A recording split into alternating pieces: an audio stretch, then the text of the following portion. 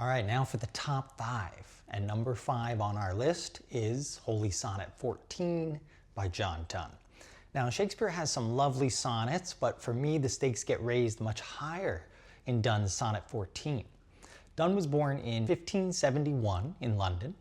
His father died when he was just 4, and at age 30, he secretly married 16-year-old Anne More against her father's wishes. When the marriage was discovered, Donne was put in prison.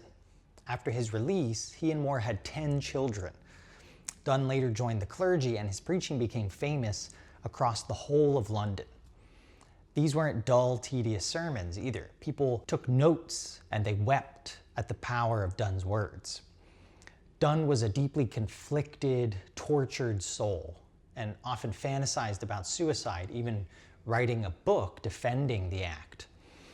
The amazing thing about Sonnet 14 is how personal it feels. Donne's whole moral self is on the line, and there's a desperation about it that feels so honest. It feels to me like he's in it as he's writing this. He's going through hell and is calling out to God for help. There's a vulnerability in his voice. He's ashamed of whatever he's done.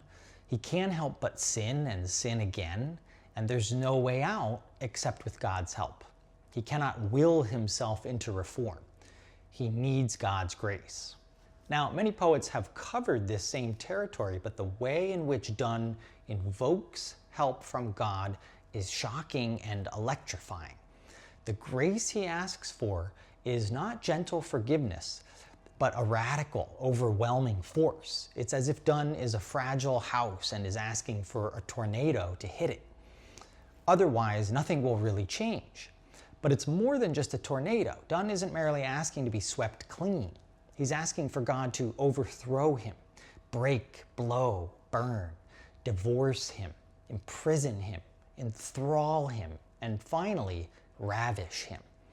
The language is militaristic, metaphysical, violent, even sexual.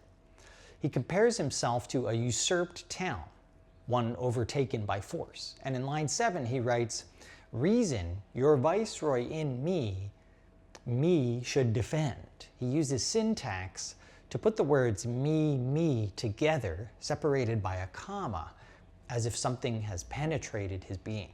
Donne understands that freedom from his will, which will lead him back into sin, requires an overpowering divine intervention.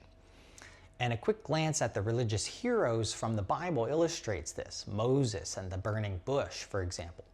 Abraham nearly sacrificing his own son. And Paul being knocked off his horse and blinded for 3 days. Later saints experienced dramatic visions, the stigmata, levitation, etc. All of these experiences were dramatic and powerful enough to enact significant change.